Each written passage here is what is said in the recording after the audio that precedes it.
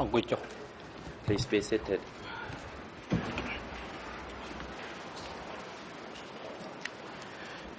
អង្គជំរះការបន្តកិច្ចដំណើរការនីតិវិធីសម្ដែងការហើយដល់វិការជូនទៅសហប្រញ្ញារងអន្តរជាតិដើម្បីមានឱកាសបន្តការតាំងសម្រួលដល់ចំពោះសាក្សីសូមអញ្ជើញ further questions to the witness. You may proceed. Merci, Monsieur le Président. សូមអរគុណលោកប្រធាន Mr. President. ខ្ញុំសូមជម្រាបជូនអង្គជំរះនៅពេលនេះថា Now that will need យើងប្រហែលជាត្រូវការ15នាទីបន្ថែមដើម្បីសួរឲ្យចប់នៅប្រធានបទដែលយើងបានរៀបចំដោយសារតែមានការរំខានពីមេធាវីការពារក្តីពាក់ព័ន្ធទាំងពាក្យទរណកម្មហើយដែលមេធាវីការពារក្តីនឹងធ្វើនឹងដូចជាសេចក្តីសន្និដ្ឋានចប់ការពិភាក្សាដេញដោលអញ្ចឹងខ្ញុំសូមអង្គជំរះមេត្តាសម្រាប់បន្ថែមពេលវេលាឲ្យខ្ញុំ15នាទីបន្ថែមទៀត អនុញ្ញាត Yes. ល្ងាចនេះឬក៏យ៉ាងម៉េច Do you wish to extend the time this afternoon?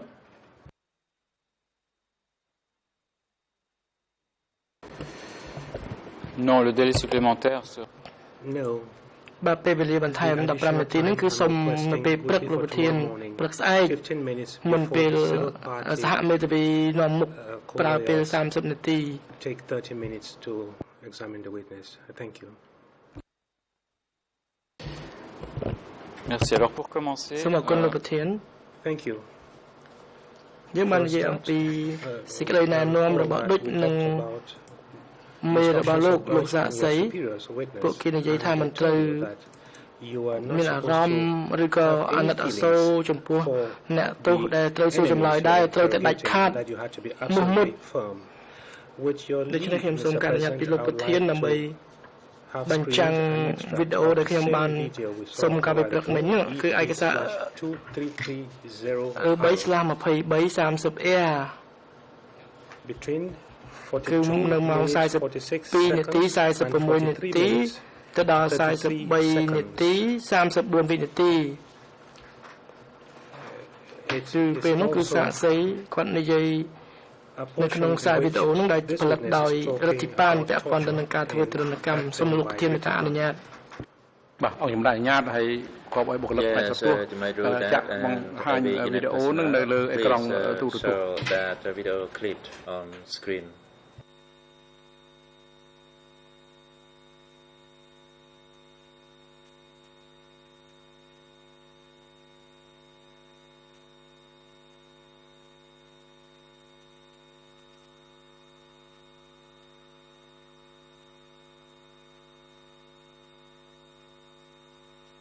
Các thưa tôn cam sao đó thì còn chất như hào khu khâu rồi quyền cam cha là ở đây thì nguyên nai nuốt luôn không rồi lời mang người ta mình kết đi ở dung chỉ vật kia đi người ta khơi ở dung chỉ vật lại tốn đôi chỉ sạch chỉ thiệt rồi hay ca lực đai thua tôn cam nó nguyên chất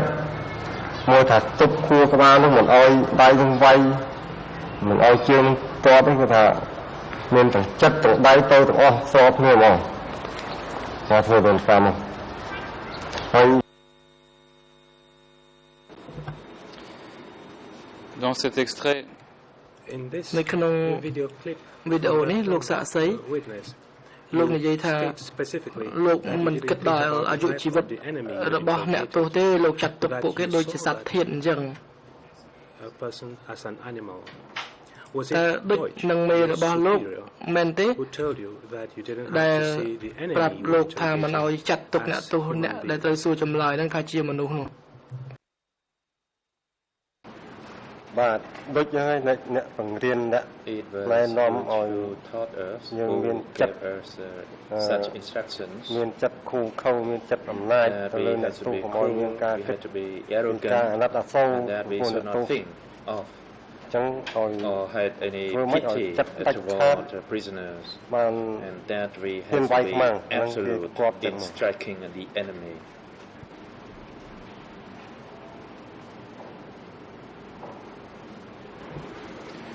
durant les interrogatoires, លោកសាក់សីក្នុងពេលសួរចម្លើយតើ អ្នកទោសត្រូវគ្រប់វិន័យអ្វីទេ abide by គឺខ្ញុំចង់សម្ដៅទៅលើវិធានសន្តិបាលតើមានទេ and if yes ហើយបើមាននោះតើលោកអាចរៀបរាប់បានទេថាវិធានសន្តិបាលសម្រាប់អ្នកទោសនោះមានអ្វីខ្លះ បាទជាទូទៅក្នុងច្បាប់គេដាក់ហាមមិនអោយអ្នកទោសស្រែកមិនអោយអ្នកទោស the rules តដៃមិនអោយអ្នកទោស forbid ស្រែកឡងឡាហ្នឹងមានប៉ុន្តែដល់កន្លែងខ្ញុំក៏វាមិនជាកន្លែងធំដុំហ្នឹងកន្លែងតូចតាចក្នុងបន្ទប់មួយតូចទៅមិនដែលមាន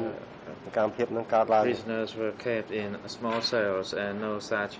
incident ever happened.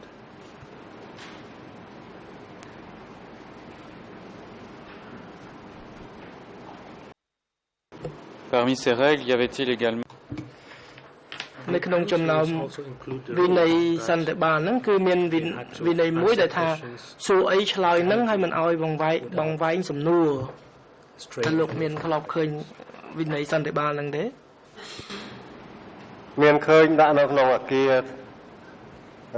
ក្នុងគុក Yes, it was displayed in the building prison. However, it was not displayed at my unit location.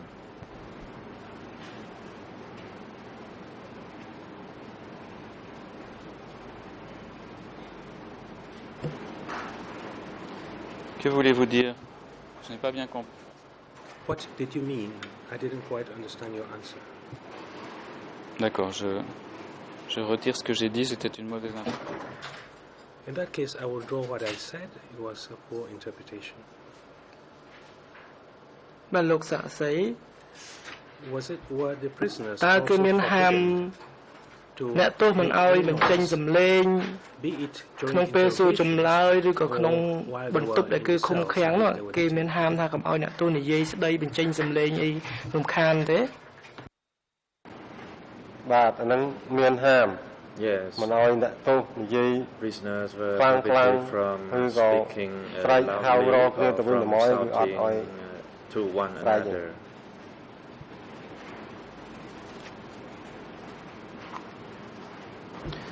Lors des interrogatoires. ក្នុងពេលសួរចម្លើយនៅពេលដែលអ្នកទោសណាម្នាក់មិនគោរពវិន័យ those rules for instance ឧទាហរណ៍ដូចថាអ្នកទោសនឹងស្រែក he or she shouted នៅពេលដែលគេវាយអញ្ចឹងគេមានដាក់ទណ្ឌកម្មអីចំពោះអ្នកទោសដែលស្រែកដោយមិនគោរពវិន័យហ្នឹងទេ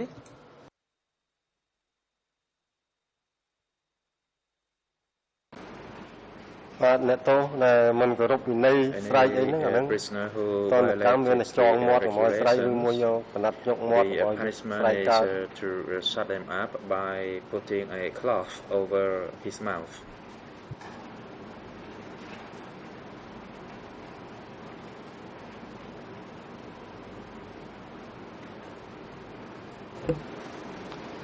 Est-ce que les règles prévoyaient également តើវិធានសន្តិបាលនេះ provide that មានបានបញ្ជាក់ថា struck or beaten ពេលវាយឆក់ខ្សែភ្លើងហ្នឹងមិនឲ្យស្រែកដាច់ខាតមានបញ្ជាក់ចំណុចហ្នឹងទេបាទមានហាមមិនឲ្យស្រែកប៉ុន្តែកន្លងទៅក៏ពេលវាយពេលអីឈឺខ្លះក៏ស្រែកឮទៅខ្លួនគាត់ថានៅក្នុងផ្ទះបាត់ទ្វារចិត្តវាមិនសូវឮដល់ក្រៅទេ they shouted. However, the room where they were being beaten had the door and windows locked and closed, so the sound could not go outside the room.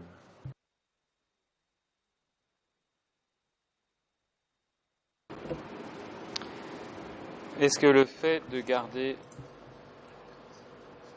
was keeping prisoners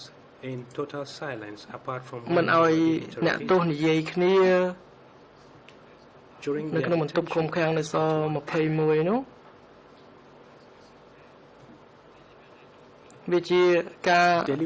សម្រេចពីដិចនឹងកម្មាភិបាលមែនទេធ្វើអញ្ចឹងដើម្បីឲ្យអ្នកទោសទាំងអស់ហ្នឹងកាន់តែទន់ខ្សោយទៅបាទហ្នឹងជាវិធានការរបស់ដូច there was a measure of that prisoners should not talk to one another or to make any bodily gesture to one another.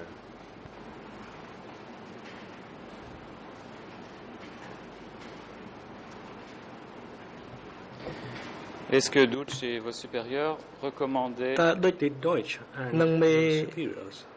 របស់លោកនោះ recommend មានបាន that ប្រាប់ you ថា humiliate or ឲ្យ insult ជេរប្រមាថអ្នកទោសអីទេ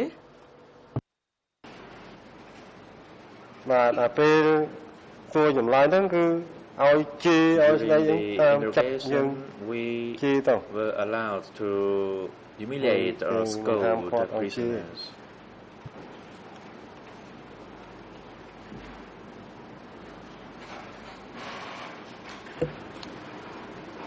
Est-ce que Dutch a jamais parlé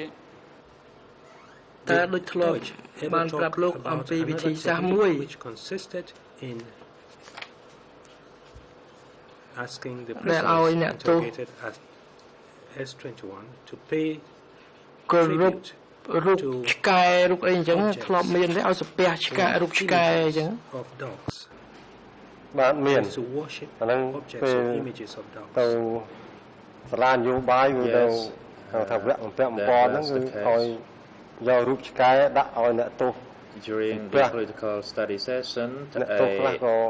សំពះខ្លះ an ក៏អត់ image of ហ៊ាន dog សំពះទេ was used, and the prisoners were instructed to pay homage to the image of the dog.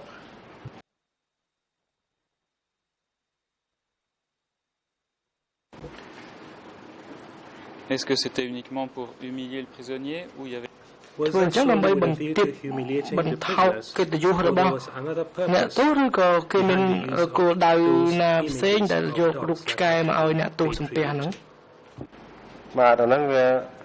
គោលដៅហ្នឹងគឺបន្ទាបបន្ថោកអ្នកទោស Yes, so the បើអ្នកឯង purpose មិនព្រម was និយាយព្រម to សារភាពទៅ humiliate ជិះ the ព្រះរូបឆ្កែ prisoner, and there they should មានន័យ confess. ថាបន្ទាបបន្ថោក And អ្នកទោសហ្នឹង this is Let also us to not degrade the value of the prisoner, as the prisoner has to respect the image of the dog.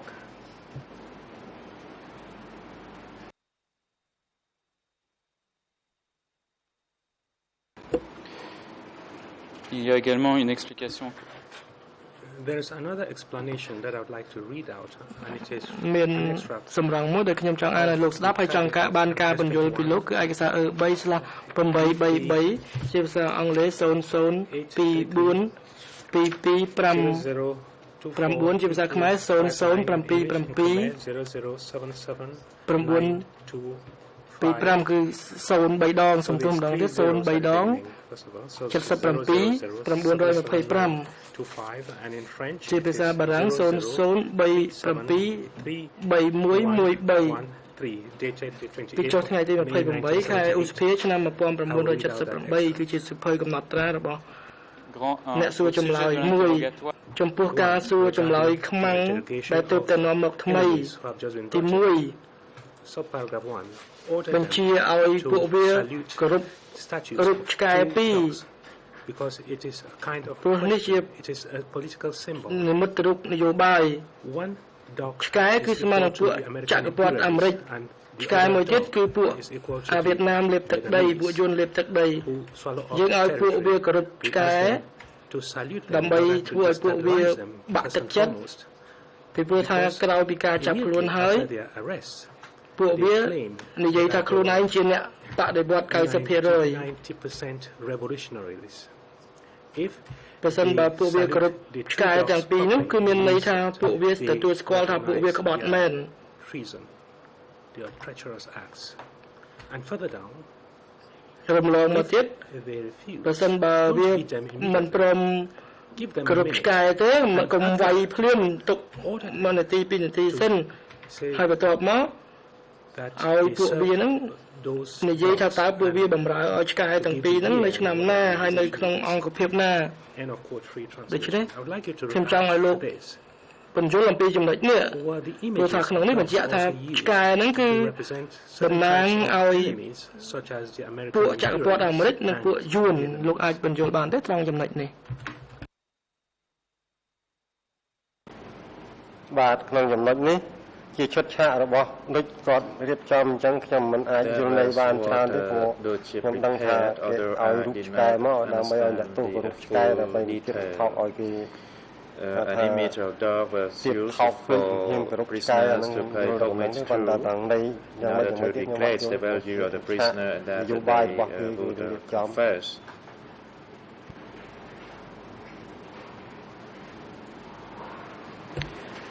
J'en viens aux différents types de... I'd like us to talk about ខ្ញុំចូលទៅនិយាយអំពីប្រភេទផ្សេងៗនៃអំពើហិង្សាដែលប្រព្រឹត្តចំពោះអ្នកទោសនៅពេលដែលអ្នកទោសមិនព្រមសារភាពហើយឯងឬក៏មិនព្រមសារភាពនៅពេលដែលប្រើវិធីសាស្ត្រត្រជាក់លោកបាននិយាយអំពីការវាយដំការឆក់ខ្សែភ្លើងអំពីការយកថង់ប្លាស្ទិកមកច្រកឲ្យថប់ដង្ហើមឥឡូវនេះខ្ញុំចូលមកនិយាយអំពីបច្ចេកទេសមួយក្នុងចំណោមបច្ចេកទេសទាំងអស់នេះក្នុងចំណោមការវាយការឆក់ខ្សែភ្លើងការវាយនឹងរំពាត់ខ្សែតីឬក៏ការវាយនឹងមែកឈើហ្នឹងខ្ញុំចង់សួរថាតើវិធីសាស្ត្រទាំងអស់ហ្នឹងគឺជាវិធីសាស្ត្រដែលលោកតែងតែប្រើជាញឹកញាប់មែនទេបាទវិធីសាស្ត្រទាំងអស់នេះគឺជាវិធីសាស្ត្រដែលធ្លាប់ប្រើជាប្រចាំ techniques were regularly used. ជួយលោកវិទ្យាទៅគូពេ Councillor Copper, you have the floor. Yes, Mr. President. មេធាវីសូមអរគុណលោកប្រធានខ្ញុំតន់ពេលតែម្ដងខ្ញុំជំទាស់សំណួរនេះដោយតែខ្ញុំជំទាស់ពីមុនដូចគ្នាសំណួរគួរកម្រិតត្រឹមតែអ្នកសួរចម្លើយដែលសាកសីរឿងនេះបានចូលរួមឬមានវត្តមាននៅពេលនោះបានហើយសហប្រញ្ញាបានសួរសំណួរទូទៅអំពីការសួរចម្លើយដែលបានកើតឡើងនៅស21វាមាននីតិវិធីសួរចម្លើយនៅគុកពិសេសជាដើមយើងមិនទាន់បានសាកសួរនៅឡើយទេហើយអ្វីយើងដឹងហើយថាមានចម្លើយសារភាពប្រហែលជាជាង 4,300 ចម្លើយហើយវាស្មើទៅនឹងការសួរចម្លើយដែលបានធ្វើឡើងនៅពេលនោះផងដែរដូច្នេះកុំឲ្យសួរសាកសីពាក់ព័ន្ធទៅនឹងអ្វីដែលវាហួសពីកម្រិតនៃការសួរចម្លើយនឹងដែលសាកសីគាត់មិនបានចូលរួមសាកសីបាននិយាយឲ្យថាគាត់ជាសមាជិករបស់ក្រុមគេមិនមែនក្រុមក្តៅនោះទេដូច្នេះសាកសីបានផ្ដល់ផុសតាងហើយគឺផ្អែកតែទៅលើអ្វីដែលគាត់ឃើញដូច្នេះគួរតែសួរទៅលើអ្វីដែលគាត់ឃើញបានហើយចំពោះសំណួរទៅកាន់សាកសីលោកធាន Monsieur le Président Mr. President លោកប្រធានខ្ញុំសូមឆ្លើយតបខ្ញុំគិតថាសំណួរទាំងអស់គឺសាកសីគាត់យល់ហើយខ្ញុំសួរទៅលើគាត់ផ្ទាល់សួរទៅលើបទពិសោធន៍ផ្ទាល់របស់គាត់ក្នុងឋានៈគាត់ជាអ្នកសួរចម្លើយពីព្រោះថាគាត់បានសង្កេតឃើញអ្នកសួរចម្លើយផ្សេងទៀតសួរនៅពេលដែលគាត់រៀនហើយគាត់ខ្លួនឯងផ្ទាល់ក៏គាត់សួរអ្នកទោសដោយខ្លួនឯងផ្ទាល់ដែរហើយគាត់ក៏ធ្លាប់បានទទួលសេចក្តីណែនាំឬបញ្ជាតាមរយៈទូរស័ព្ទឬក៏ក្នុងពេលរៀនសូត្រពាក់ព័ន្ធទៅនឹងការប្រព្រឹត្ត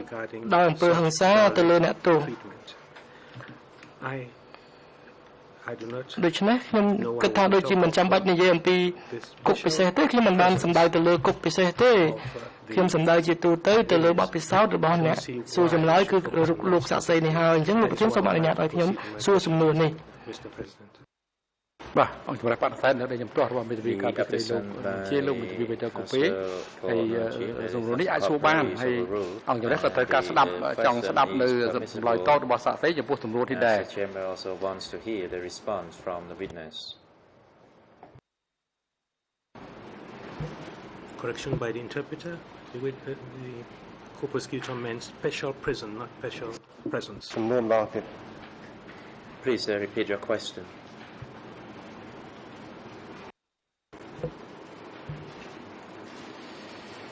En fait, je vais passer la...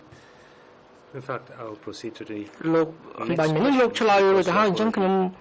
answered គួរតែបន្តទៅសំណួរផ្សេងទៀតព្រោះថាការជំទាស់ហ្នឹងក្រោយពេលលោកឆ្លើយទៅហើយ immediately after your ក្រោយពីវាយនឹងរំពាត់ the use of ឬ lashes ក៏នឹងមែកឈើរួចហើយនោះ with ឬក៏ទាត់ធាក់ហើយតើអ្នកទោសដែលលោកសួរចម្លើយនោះ with the prisoners you interrogated or other prisoners you may have heard of តើមានរបួសស្នាមអ្វីនៅលើខ្លួនហើយឬក៏មានកើតជាដំបៅខ្លាយអីទេ or infections បាទធម្មតាវាយនឹងរំពាត់ខ្នងដៃជើងអីគឺមានដាច់មានកទួល with whips រហូតដល់ជាដំបៅ they have wounds and scars មានរាប់ខែបាទជាក៏មាន and their backs sometimes the wound would last for several months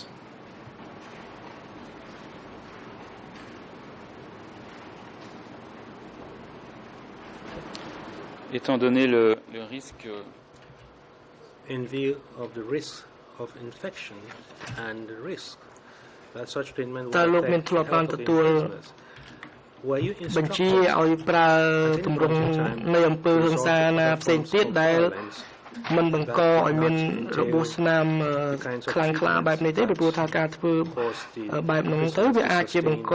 ជាការខ្លាយអីអញ្ចឹងវាអាចនឹងប៉ះពាល់ដល់សុខភាពរបស់អ្នកទោស បាទពិធីប្រើទរណកម្មខុសពីហ្នឹងគឺมันមានទេព្រោះ there was no ការធ្វើខុសហ្នឹងវា different តាម forms គ្រោះថ្នាក់ច្រើន of អញ្ចឹង torture ឲ្យធ្វើតែប្រមាណ 4-5 មុខហ្នឹង it may be more risky than the few techniques that we use towards those prisoners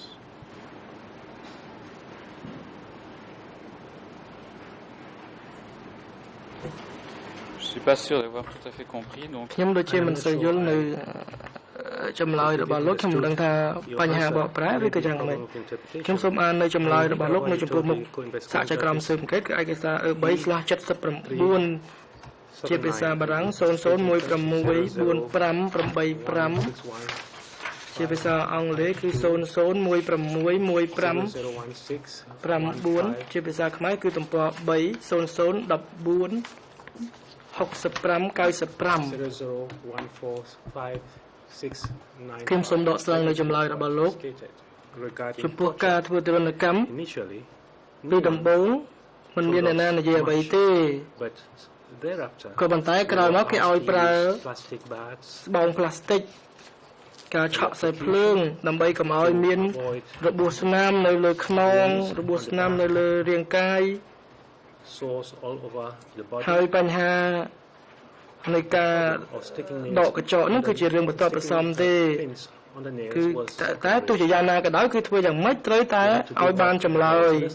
ជាភាសាបារាំងនេះបកប្រែដូចជាមិនសូវត្រូវទេប៉ុន្តែខ្ញុំគិតថាជាភាសាខ្មែរហ្នឹងគឺលោកយល់ So my question to you was គឺគេប្រាប់ whether you were asked to use techniques such ថា as ឲ្យយកស្បោង ផ្លាស្ទិកគ្រប plastic ឆក់ bags ខ្សែភ្លើង and electrocution ដើម្បីកុំឲ្យខ្មាំងហ្នឹងមានដំបៅពេញខ្នងមានរបួសពេញខ្លួនហើយបញ្ហាចាក់កញ្ចក់អីហ្នឹងគឺជារឿងមិនទាន់បន្សំទេថាចម្លើយអញ្ចឹងត្រឹមត្រូវទេនៅពេលដែលលោកឆ្លើយហ្នឹងលោកនៅរក្សាចម្លើយហ្នឹងទេ បាទចម្លើយហ្នឹងគឺត្រឹមត្រូវហើយរក្សាចម្លើយ that statement is correct and I stand by that statement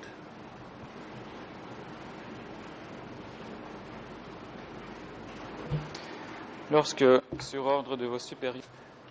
when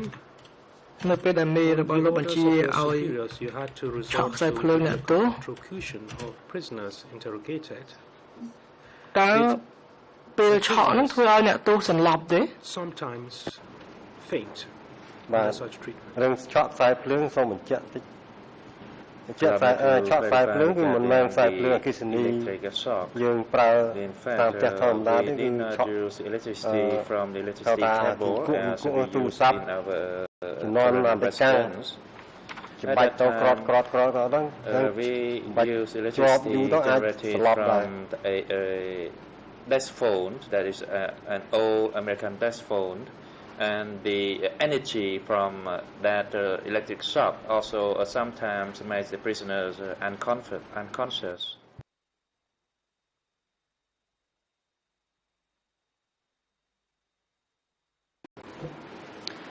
Est-ce que c'était un type de torture Was តើ this ការ type of ឆក់ខ្សែភ្លើងហ្នឹងមានប្រសិទ្ធភាពទេវិធីហ្នឹងការឆក់ខ្សែភ្លើងបែបហ្នឹងគឺធ្វើឲ្យអ្នកទោសហ្នឹងឆ្លើយសារភាពភ្លាមៗទេ prisoners to confess បាទ immediately រឿងឆក់ខ្សែភ្លើងហ្នឹងគឺជួនកាលក៏មានអ្នកខ្វះសារភាពទៅខ្លះក៏មិនសារភាពរហូតដល់ prisoners confess យកទៅវាយចោលក៏មានអត់មានសារភាពវាមិន some ទៀង prisoners who did not confess ការ sometimes ធ្វើ they ហ្នឹង were មិនមែន taken បាន out សម្រេច and តាមបំណងទាំងអស់ executed. ណា So it does not mean electrocuting a prisoner was a successful means of extracting the confession.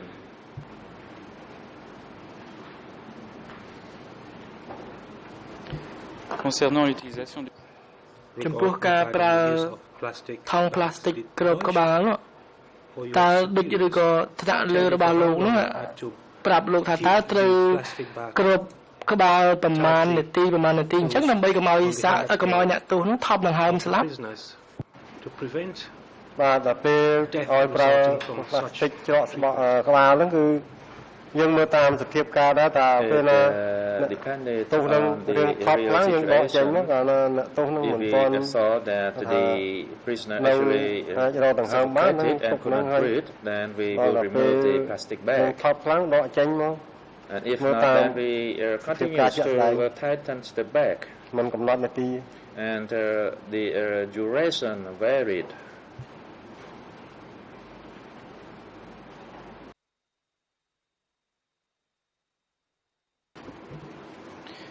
Avez-vous jamais utilisé des pièges តើលោកធ្លាប់ប្រើអង្គុប traps used for ឬក៏ trapping អន្ទាក់ animals ដើម្បីធ្វើឲ្យអ្នកទោសនោះឈឺទេ extort confessions from detainees during interrogations? No, I never used this form of torture. Alors on a beaucoup parlé de cette យើងបាននិយាយជាច្រើនអំពីការធ្វើទរណកម្ម of psychological methods and tricks ការធ្វើទរណកម្មផ្លូវចិត្តអំពីការប្រើអំពើហិង្សាទៅលើរូបរាងកាយឬក៏ការបង្ខិតបង្ខំការគំរាមកំហែង What were the techniques that generally caused the prisoners to ដូច្នេះតើការ succumb? ប្រព្រឹត្តមួយណាដែលមាន Was it the technical លក្ខណៈ that forced the ល្អជាងគេដែលធ្វើឲ្យដែលធ្វើឲ្យអ្នកទោសហ្នឹងគាត់ងាយឆ្លើយ different forms of ឬមួយក៏តតែប្រើការធ្វើទាំងរួមគ្នាទាំងអស់ដូចជាទរណកម្មផ្លូវចិត្តផងផ្លូវកាយផងទៅអ្នកទោសហ្នឹងគាត់ព្រមឆ្លើយនេះជាសំណួរវាស្មុគស្មាញបន្តិច anything along these lines បាទសំណួរនេះខ្ញុំមិនអាចថាសំណួរណាមួយដែលត្រូវធ្វើឲ្យអ្នកទោសឆាប់ឆ្លើយបានទេព្រោះវាកន្លងមកវាអត់មានការកំណត់ make the prisoner confess ការធ្វើ immediately. វិធីនេះទៅត្រូវ It varied. ធ្វើវិធីដែរទៅ Sometimes this technique was more effective than that techniques, but it varied. វិធីទាំងអស់ហើយ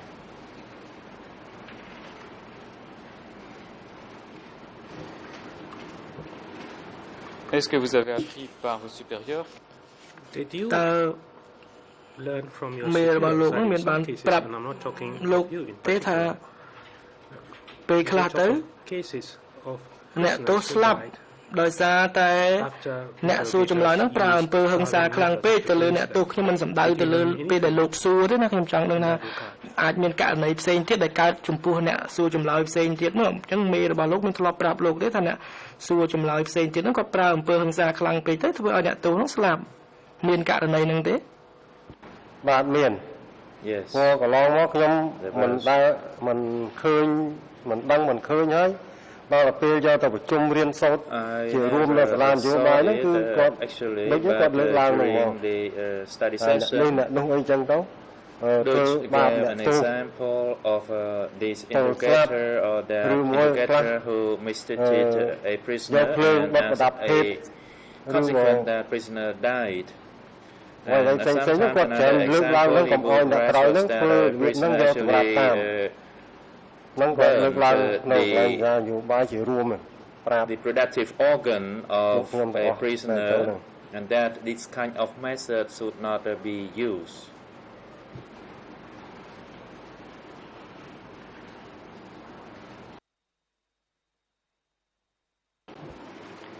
Est-ce que les interrogateurs តើអ្នក the សួរចម្លើយ interrogator ដែលធ្វើឲ្យ who អ្នក caused ទោសណាមួយ the ស្លាប់ death ក្នុង of the prisoner ពេលសួរចម្លើយ the ឬក៏អ្នកសួរចម្លើយ interrogation, ដែលដុត the one ប្រដាប់ភេទ who burnt the អ្នក genitals ទោសហ្នឹង of another ត្រូវបានគេ prisoner, ដាក់ទណ្ឌកម្មទេ were those ឬក៏អ្នកគាត់នៅតែបន្ត interrogators ធ្វើជាអ្នកសួរ who ចម្លើយដដែល continue to work as interrogators. បាទអ្នកធ្វើទរណកម្មចំពោះ The prisoner ទោស who ស្លាប់ tortured ឬក៏ the ប្រដាប់ interrogator ភេទ who ហ្នឹងគឺក្រោយមក tortured គេ a ចាប់ prisoner ដាក់គុកមុនគេ by burning his genital ក្រោយ was ចាប់ហើយបានយកទៅ later លើកឡើង arrested ពីអង្គហេតុនៅកន្លែងប្រជុំ and after that ដើម្បី their ឲ្យអ្នក example ក្រោយៗហ្នឹង was raised រៀងចោលកុំឲ្យធ្វើតាម by Dutch, so that it was kind of a reprimand to interrogators not to use that technique.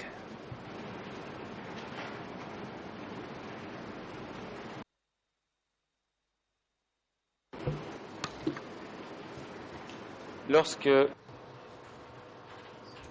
When you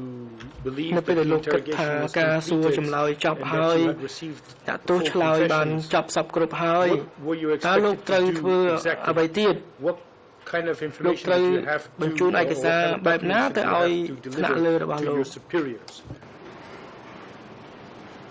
បាទពេលខ្ញុំសួរចប់ហើយខ្ញុំត្រូវ After រៀប I ចំឯក received សារ the full confession, អឺ I reported 6 to 7 those ច្បាប់ in ហើយបញ្ជូនទៅកន្លែងចាំ charge ឬ of ក៏ making ឲ្យ copies of ឲ្យ documents, គាត់ and មើលបើ I គាត់មើល sent ហើយ them to មិន Dutch. មានបញ្ហា and if បកសួរមកវិញទេក៏ Dutch គេ had ឲ្យ not ឈ្មោះខ្ញុំ returned any ទៅ feedback យកអ្នកថ្មីមកសួ to រត us, ទៀត and then we would បើកាលណា go and យកទៅអាន bring មើល in ទៅថាទាស់ចិត្តឬ other ក៏ prisoners ទាំងណាអា for ហ្នឹង interrogation. គាត់ចាមកនៅក្នុងកណ្ដាល And ហ្នឹងឲ្យ if យកអ្នកទោសហ្នឹងយកមកសួរសារ There ថ្មី were ហើយ any particular ធ្វើឯកសារ aspect ថ្មី that បន្ត he ទៀត still wanted us to interrogate the prisoner, and then we would bring the prisoners back for further interrogation. dans les documents In the នៅក្នុងឯ documents កសារដែល that លោ you ក would deliver, បញ្ជូន were there ទៅមេរ different របស់លោក kinds of តើមានឯក documents? សារប្រភេទ Were ផ្សេងផ្សេង there គ្នាទេមានឯក typed សារវា documents? ជា Were there អង់គ្លេស handwritten លេខ documents? មានឯកសារសរសេរដោយដៃ And ផ្ទាល់ furthermore, did you ហើយយើង also លោកមានបាន provide ស a ង្ខេប summary of ចម្លើយ the សារភាពហ្នឹង confessions តើឲ្យ to your មេរបស់លោក superiors? ទេ បាទចម្លើយសារភាពនិងឯកសារដែល Talking about the ធ្វើចប់ហើយហ្នឹង confession គឺខ្ញុំអ្នកវាយអង់គ្លេសលេខ and រៀបរៀងតាម signed ចម្លើយរបស់អ្នកទោសឆ្លើយមិនគឺ the confession Say that with signature. គឺអត់ឲ្យមានបាត់វិភាគទេ I would then type ហើយបញ្ជូនទៅឲ្យ writing, and I would make sure that there was no single word missing in the typing, and then the report would be sent further to the superior. donc je vais faire plus simple pour la Well, deuxième let me be a bit មិនចឹងខ្ញុំសួរឲ្យលោក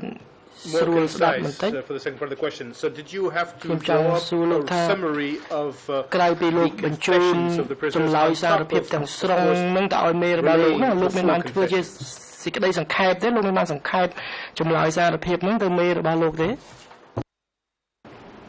បាទចម្លើយហ្នឹងអត់មានសង្ខេបទេគឺ I did not summarize it. និយាយយ៉ាងម៉េចគឺដាក់ទៅអញ្ចឹងអត់មានពាក្យសង្ខេបទេ I sent the full ក្នុង confession, ឯកសារមួយមាន There was 30 40 ទំព័រឬក៏50 60ទំព័រ summarized confession version. Each report usually had 50 to 60 pages, rather between 30 and 40 pages.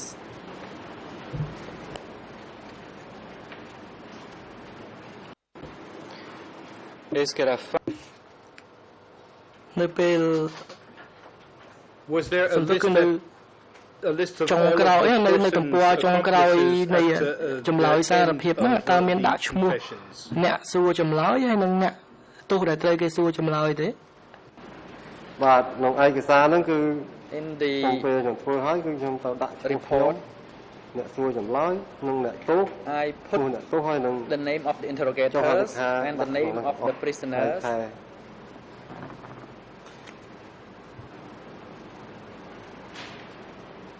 and and then sign it.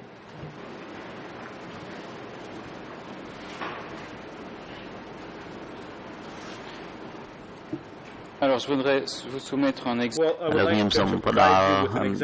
ចម្លើយសារភាពមួយច្បាប់ជូនទៅលោកដែលមានហត្ថលេខារបស់លោកគឺឯកសារ 3/1549 គឺជាចម្លើយសារភាពរបស់អេងមេងហៀង ENG MENG him HEANG Elias Chon CHON ដែលជាប្រធាន of the power plant of the Ministry of Energy បានប្រធានធម្មពល Mr. President លោកប្រធានខ្ញុំសូមផ្ដល់ឯកសារនេះទៅឲ្យលោកសាកសីដែលឯកសារនេះមានពណ៌ផងលោកប្រធានពណ៌ធម្មជាតិ ជំរាបអនុញ្ញាត President, you may proceed.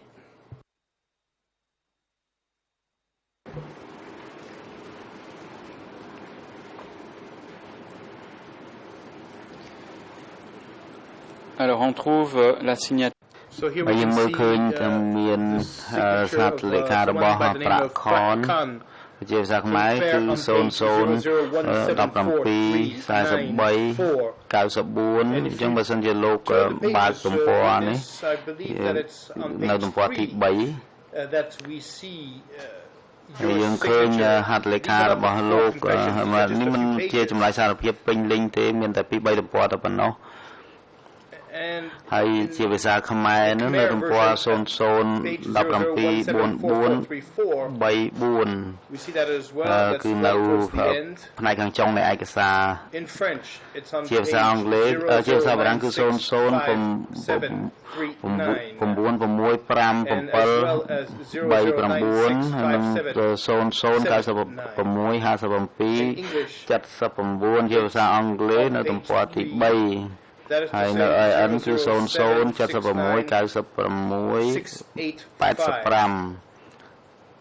and at the end of the ហើយនៅផ្នែកចុងនៃឯកសារដែលបកប្រែនេះលោកសាក់សីយើងលោកមើលមានហត្ថលេខាមួយដែលហត្ថលេខានៅពីក្រោមឈ្មោះប្រាក់ខនអញ្ចឹងខ្ញុំចង់សួរលោកថាហត្ថលេខាហ្នឹងជាហត្ថលេខារបស់លោកឬក៏ជារបស់អ្នកណាបាទហត្ថលេខានេះរបស់ខ្ញុំ Yeah, it is my signature. ចឹងការធ្វើឯកសារជាជំហានដំបូងហើយនៅឈ្មោះមិនហៀងហៅឈុនប៉ុន្តែមិនហៀង Elias Chon ចាំការនឹកឃើញមិនអស់ទេព្រោះ prepared the confession ប៉ុន្តែទូទៅគឺមិន cannot recall all the details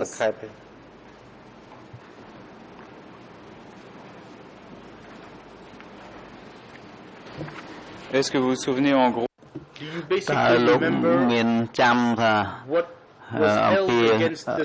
អ្វីដែលគេស្ដីបន្ទោសទៅបុគ្គលរូបនេះដែលធ្វើការនៅផ្នែកធម្មពលនឹងដែរឬទេ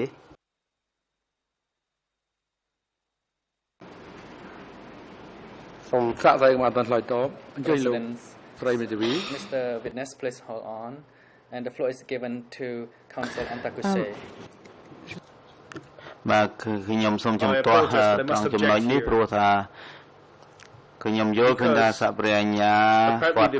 ផ្ដោតទៅលើការស្ដីបន្ទោសទៅលើបុគ្គលរូបនេះក៏ប៉ុន្តែសាកសីនេះរបៀបដែលគាត់ទទួលបានចម្លើយសារភាពនោះ how that person had been arrested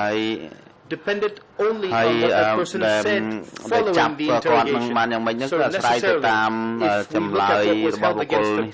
ដែលគេផ្ដល់ឲ្យទៅប៉ុណ្ណោះអញ្ចឹងបើសិនយើងគិតថាបើសិនជាយើងផ្អែកទៅលើចម្លើយសារភាពដែលអ្នកទោសនេះផ្ដល់ឲ្យនេះគឺវា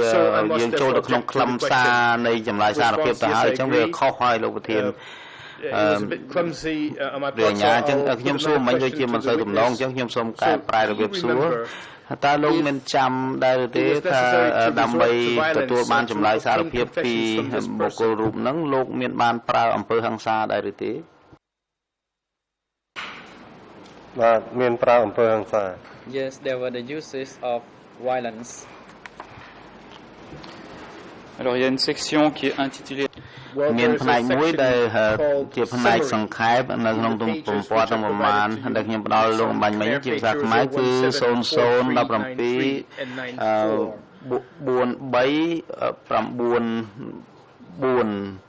ហើយនឹងនៅទំព័រទី4ដែលខ្ញុំផ្ដល់ជូនលោកហើយគឺ00174934ជាភាសាបារាំងគឺ00965238ទៅដល់39ខ្ញុំប្រកាសថាខ្ញុំមានភាសាអង់គ្លេសទេជាភាសាអង់គ្លេសមានច្រើនទំព័រក៏ប៉ុន្តែមានផ្នែកមួយមានចំណងជើងថាខ្លឹមសារសង្ខេបលោកនឹកឃើញទេថាកាលនោះមានផ្នែកមួយដែលគេហៅផ្នែកថាខ្លឹមសារសង្ខេបនៃចម្លើយសារភាពរបស់អ្នកទោសដែលគេសួរចម្លើយ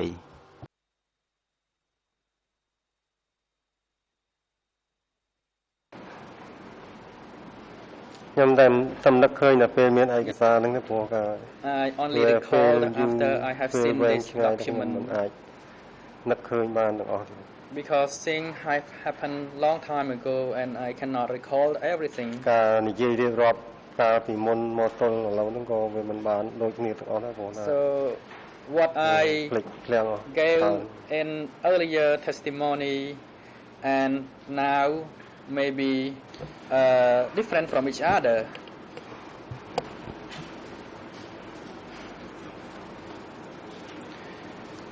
Bien, dans la Well, in the copy I gave to you, អត្ថបទដែលខ្ញុំឲ្យលោកនេះខ្ញុំមិនបានជ្រើសរើសយកបញ្ជីអ្នកដែលគេឆ្លើយដាក់ទេប៉ុន្តែខ្ញុំមានចម្លើយសារភាពមួយទៀតគឺឯកសារ 3/8 650 ជាចម្លើយសារភាពរបស់ឈុនហើយនឹងមេងហៅយ៉ាងYANG ជាលេខាស្រុក104នៃភូមិភាគកណ្ដោអេសានសំទោសហើយជាចម្លើយសារភាពដែលចុះថ្ងៃទី4មករាឆ្នាំ1979ដែលបញ្ជាក់ថាចម្លើយសារភាពនេះមិនពេញលេញទេលោកប្រធានខ្ញុំសូមអនុញ្ញាតផ្ដល់ឯកសារនេះមកទំព័រមួយចំនួនទៅលោកសាក្សីលោកប្រធាន President, you may proceed.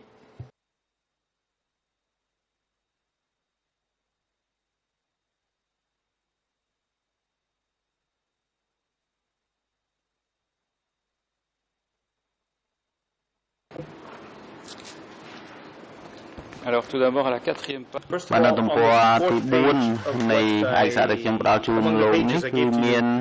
អត្ថលេខាដែលដូចចម្លើយសារភាពមុនដែរខ្ញុំមានទំព័រ00763691ជាភាសាអង់គ្លេសគឺ00752550នឹងជាផ្នែកចុងបញ្ចប់នៃចម្លើយសារភាពលោកមេធាវីគឺនៅទំព័រទី4នៃឯកសារដែលខ្ញុំផ្ដល់ជូនបាទសំណួរទី1របស់ខ្ញុំបើសិនជាលោកឃើញហត្ថលេខានៅឯកសារនេះខ្ញុំសួរលោកថាតើហត្ថលេខាហ្នឹងជាហត្ថលេខារបស់លោកឬក៏យ៉ាងណាខ្ញុំគូស highlight ពណ៌ខៀវនៅលើទាំងលោក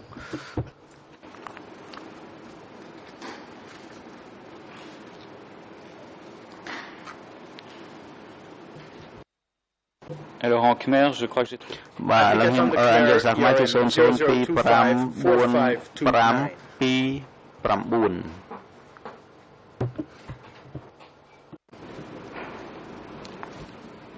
Mà hát lịch kha này cứ ta lịch kha bao nhóm bật cọp này. Yes, it is my signature. À la page qui suit. On the following page. Hay qua bản tọa tiện nó. មានបញ្ជី 3-4 ទំព័រនៅមានចំណងជើងថាអ្នកដែលគេឆ្លើយដាក់ពីសកម្មភាពក្បត់ដែលជួនមេងហៅយ៉ានេះឆ្លើយដាក់លោកអាចមើលបញ្ជីនឹងបានទេ lawyer, you can លោកមេធាវីលោកជួយបង្ហាញគាត់បន្តិចបាននេះតែឈ្មោះចូលម៉ាំងហើយយ៉ង at the end of the confession បាទតើខ្ញុំសួរលោកថាតើនេះបញ្ជីនេះជាបញ្ជីដែលអ្នកសួរចម្លើយដែលរូបលោកផ្ទាល់ហ្នឹងបានធ្វើឬក៏ on the basis អ្នកផ្សេងទេដែលលោកធ្វើបញ្ជីនេះដែលផ្អែកទៅលើចម្លើយសារភាពរបស់អ្នកទោសលោកអ្នកធ្វើឬក៏អ្នកណាអ្នកធ្វើមកតន់ឆ្លើយ President លើសិនតែចាំ Mr. បាន Witness មីក្រូហ្វូន please observe the កញ្ញាព្រឹកក្រហមទៅណាប្រតិបត្តិការសូមឆ្លើយណា You gave the answer when the microphone is operational បាទបញ្ជីនេះគឺខ្ញុំអ្នកដកស្រង់ Witness មកគេ Yes ឲ្យ I ដកស្រង់ឈ្មោះដាក់ the list កណ្ដាស់ផ្សេងបន្ទាប់ពី because ចម្លើ I យសារ was ភាពហើយគេឲ្យស្រង់ឈ្ instructed មោះ to list all the names of the people whom were implicated by the prisoner.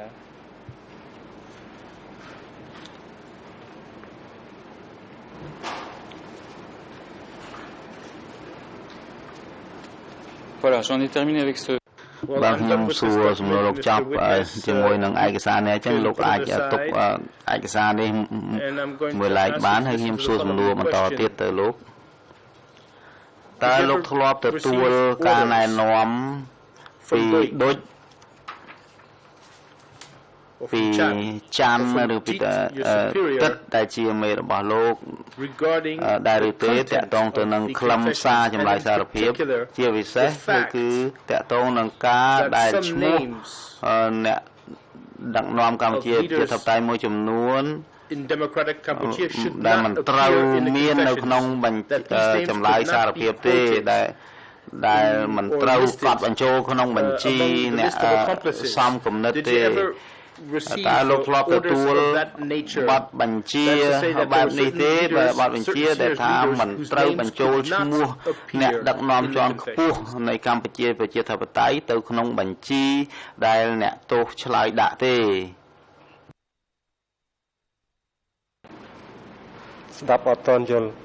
I cannot fully understand your question. Please repeat it. Oui, je vous ai montré. Yes, I បាទខ្ញុំមិននេះខ្ញុំបង្ហាញបញ្ជីមួយដែលភ្ជាប់ទៅនឹងឯកសារសារភាពដែលលោកជាអ្នកធ្វើផ្ទាល់មានឈ្មោះជាច្រើននៅក្នុងបញ្ជីហ្នឹងចឹងខ្ញុំសួរលោកថាតើដូចឬក៏មេរបស់លោកនោះធ្លាប់និយាយប្រាប់លោកអំពីឈ្មោះអ្នកដឹកនាំបកប្រាប់លោកថាកុំឲ្យដាក់ឈ្មោះអ្នកដឹកនាំបកទាំងអស់ហ្នឹងនៅក្នុងបញ្ជីឈ្មោះអ្នកទោសបញ្ជីឈ្មោះអ្នកដែលអ្នកទោសដែលលោកសួរចម្លើយទៅគាត់ឆ្លើយដាក់អ្នកដឹកនាំបកកុម្មុយនីសកម្ពុជាទាំងអស់ហ្នឹងមានលោកមានទទួលបានបញ្ជាកុំឲ្យទៅសេដាក់ចូលបញ្ជីហ្នឹងទេបញ្ហានេះមិនដែលមានទេThere were no such cases.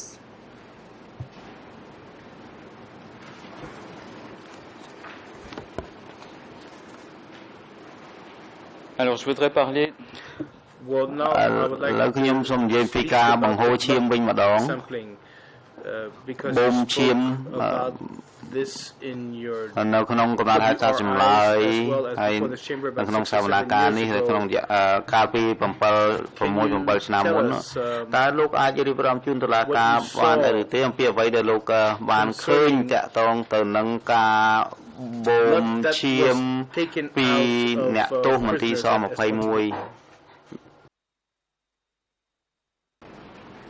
បាទអំពីបញ្ហាបូមឈាមខ្ញុំ talking about the taking of ឡងមកបានរៀបរាប់ prisoners ហើយម្ដងហើយប៉ុន្តែ I've already នេះក៏សូមបញ្ជាក់ទៀតថា testified earlier បញ្ហាបូមឈាមគឺខ្ញុំបាទឃើញផ្ទាល់ I myself witnessed ត្រីដែលផ្ទះនៅទល់មុខ taking of blood out of prisoner it was medic 3 ទួលស្លែងនោះ who lived in a house near the សម័យ front នោះ gate ផ្ទះនោះទៀនទេនៅកាច់ជ្រុងដងហែមងាក it was a low house ត្រង់ទ្វារចូលទួលស្លែងនឹងបន្តិចហើយមកកើតមកអញ្ចឹងខ្ញុំនៅខាងកើតគាត់នៅខាងលិចកាច់ជ្រុងនោះអញ្ចឹងពេលខ្ញុំយកអ្នកទោស compound យកទៅទុក ពេលម៉ោង 11 យប់ ខ្ញុំត្រឡប់មកវិញខ្ញុំដើរចូលទៅនឹងឃើញ there at 11 at night time ខ្ញុំដើរចូលទៅ and when I walked back I heard the noise the sound rather បូមឈាម and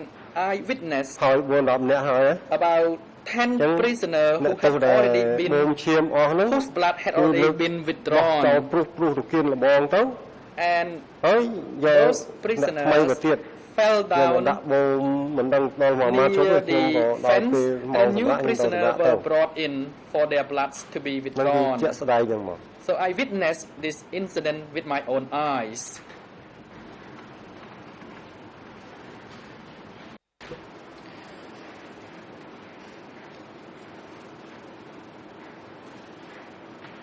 Est-ce que vous avez កាលសម័យនោះតើលោកធ្លាប់ដឹងដែរឬទេថាតើអ្នកទោសដែលគេបូមឈាមនោះជាអ្នកទោសដែលត្រូវបានគេសួរចម្លើយរួចហើយបានគេបូមឈាមបើសិនជាលោកមិនដឹងទេមិនដឹងទេមិនបាច់ឆ្លើយក៏បានដែរបើលោកដឹងសូមឆ្លើយគេសួរចម្លើយពួកគាត់ហើយនៅមុនពេលបូមឈាមរឿងនេះខ្ញុំអត់កំណត់បានថាបូមសួរហើយឬក៏មិនទាន់ហើយខ្ញុំមិនដឹងច្បាស់ I'm not sure whether the prisoner had already been interrogated or not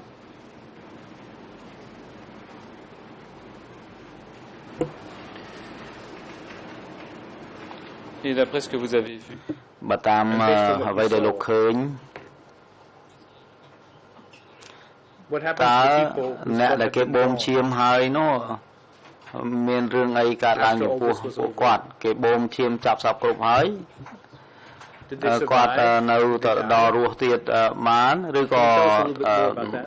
ស្លាប់បន្តិចម្ដងសូមលោករៀបរាប់ជូនតុលាការបាទចំពោះអ្នកបូមឈាមពេលចំឃើញនោះគឺនៅដង្ហើមទឹកចឹងអត់ទាន់ស្លាប់ទេប៉ុន្តែពេទ្យគេលើកផ្សែងបោះទៅគៀនជាងទៅលើកយកអ្នកថ្មីមកទៀតដាក់លើក្រែនឹងបូមចាប់ចងដៃចងជើងចងមុខ but the ច medic ងមាត់ហើយដាក់ carried them and យូបូម placed ដៃ them ខាង aside មួយខាងមួយ and then ដល់ពេល brought អស់ទៅ in ខ្សោះទៅតែខ្សោយទៅនៅដង្ហើមទឹក for their blood លើកបោះ to be ជាងទៀតទៅ drawn ចឹង and ចំ then នួន those ប្រមាណអីប្រមាណអ្នកខ្ញុំមិន prisoners បាន whose blood នៅ had ឆ្លង been រកគាត់ drawn តែឃើញ they became ហេតុការណ៍នេះ very ស្ដាយនៅ weak ភ្នែកទាំង and nearly died and then they would be placed aside again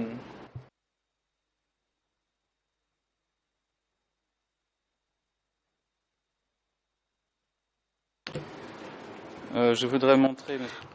លោកប្រធានខ្ញុំសូមបង្ហាញឯកសារ 3/2164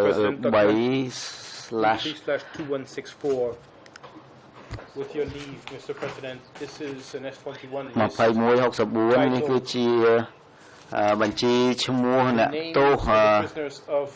ដែលគេបូមឈាមចុះថ្ងៃទី5ខែតុលាឆ្នាំ1977សូមការអនុញ្ញាតពីលោកប្រធានដើម្បីបង្ហាញឯកសារនេះជូនទៅសាក្សីលោកប្រធានអង្គជំរះអនុញ្ញាត Yes, your request is granted. Voilà, sur la première ទំព័រទី1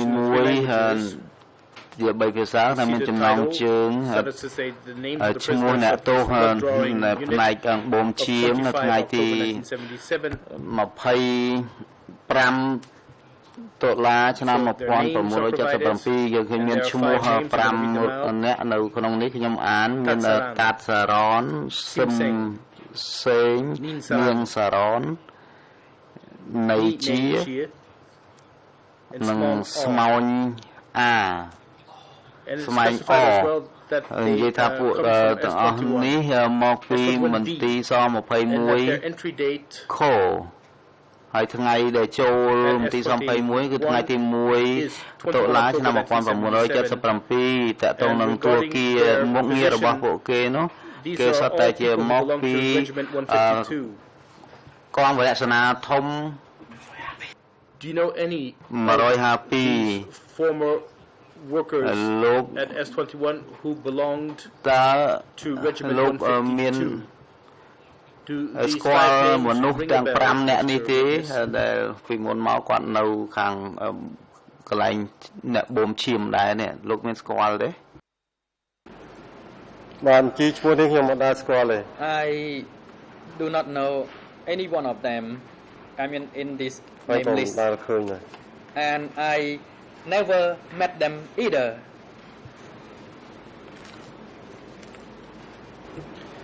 Alors, je vais vous demander dans un... I'm going to ask you ខ្ញុំសូមឲ្យលោកបើកទំព័រទៅមុខទៀតដែលមានតារាងមួយនៅទំព័រទី2ដែលរៀបរាប់អំពីតួលេខនៅមន្ទីរស-21គឺនៅថ្ងៃទី$25ឆ្នាំ1977ហើយមានលើកឡើងដូចទៅនេះចំនួនទាំងអស់ដែលនៅសល់នោះ980នាក់គឺថាមាន5អ្នកមកពីកងវរៈសេនាធំ502ដែលយកចេញបាត់ទៅហើយអញ្ចឹងយើងឃើញមាននៅទំព័រទី1អ្នក5ម្នាក់នេះក៏ប៉ុន្តែទោះជាយ៉ាងណាក្តីយើងសង្កេតឃើញថានៅក្នុងបញ្ជីនេះមានអ្នកទោស325អ្នកដែលមកពីភូមិភាគឦសាន Do you know why? There were so តើ many លោកដឹងដែរទេថាហេតុអីបានមានអ្នកទោសមកច្រើនម្លេះនៅចុងឆ្នាំ1977នេះមានអ្នកទោសមកពីភូមិភាគពីយប់បាទសូមទោសលោកធានបាញ់មិញភូមិភាគពីយប់ខ្ញុំសួរលោកថាហេតុអីក៏មានច្រើនម្លេះ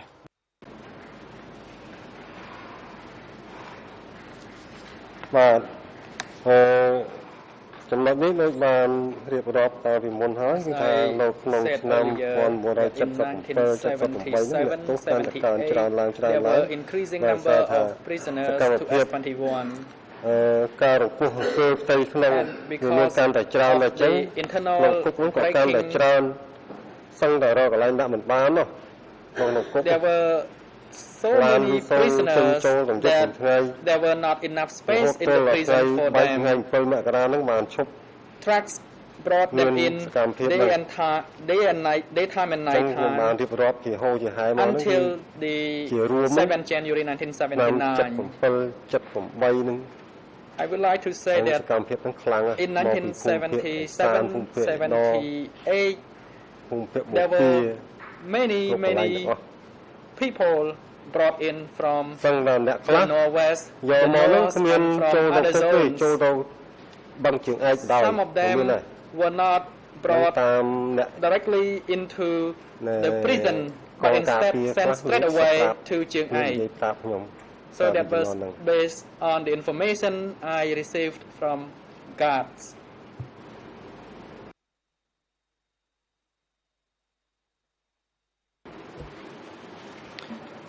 Très bien, je vous... បាទសូមអរគុណនៅពី3នាទីចុងក្រោយនេះខ្ញុំសូមចូលនិយាយពីប្រធានបទសំខាន់មួយជាមួយលោកគឺប្រធានបទទាក់ទងអ្នកទោសវៀតណាម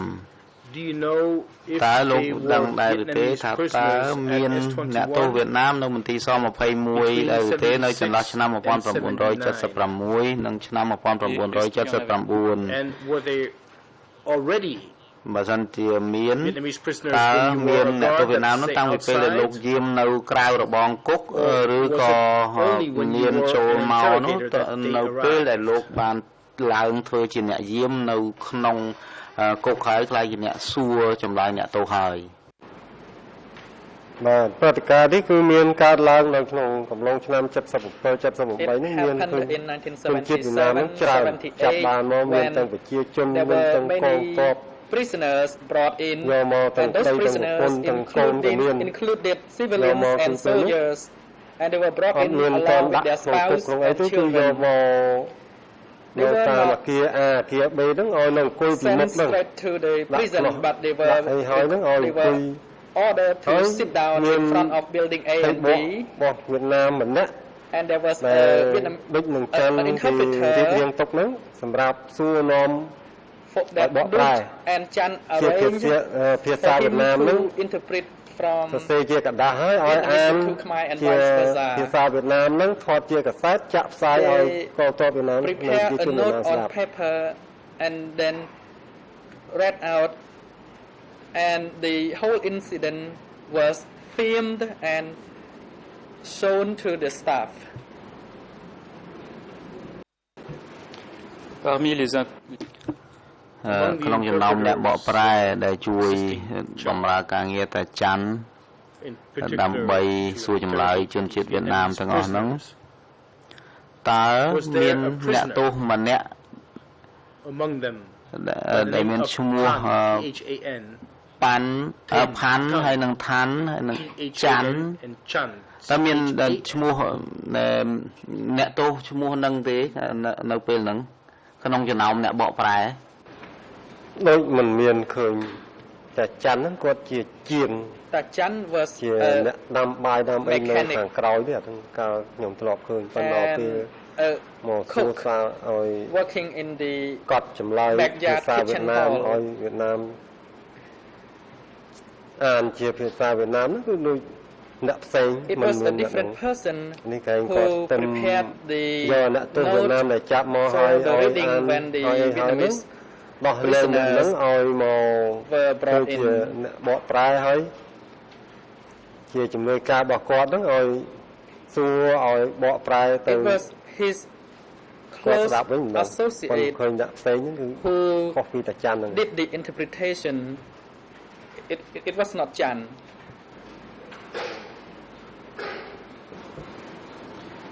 Et qui amenait តើអ្នកណាអ្នកនាំអ្នកទោសវៀតណាមមកមន្ទីរស-21តើបណ្ដាលោកដឹងតើឡានហ្នឹងជាឡានរបស់មន្ទីរស-21ឬក៏ឡានរបស់កងពលផ្សេងដែលដឹកអ្នកទោសវៀតណាមហ្នឹងចូលមកមន្ទីរស-21បាទរឿងនេះខ្ញុំលែងដឹងហើយព្រោះខ្ញុំនៅខាងក្នុងអត់ដែលបានចេញក្រៅ did not know about this matter because I was based inside the compound so I had no ideas of ដឹងថាអ្នកទោសនោះឃើញនៅក្នុង where those trucks came from I only knew about the prisoners inside the compound President thank you Mr. Witness បាទសមការនៅថ្ងៃនេះដល់ពេលសម្រាប់ហើយ for the adjournment the chamber will resume this hearing បន្តធ្វើនៅថ្ងៃស្អែក tomorrow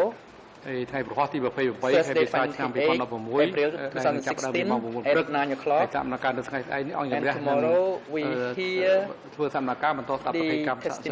អនបញ្ចប់ this witness ហើយនឹងអាចមានសាកសី and there may be a reserve witness ដែលជាសាកសីបំរុងសូមភាគីជ្រាបនឹងអញ្ជើញចូលរួមតាមពេលវេលាបានកំណត់នេះ be informed about this អរគុណលោក The chamber would like to សមការស្ដាប់ប្រតិកម្មរបស់លោក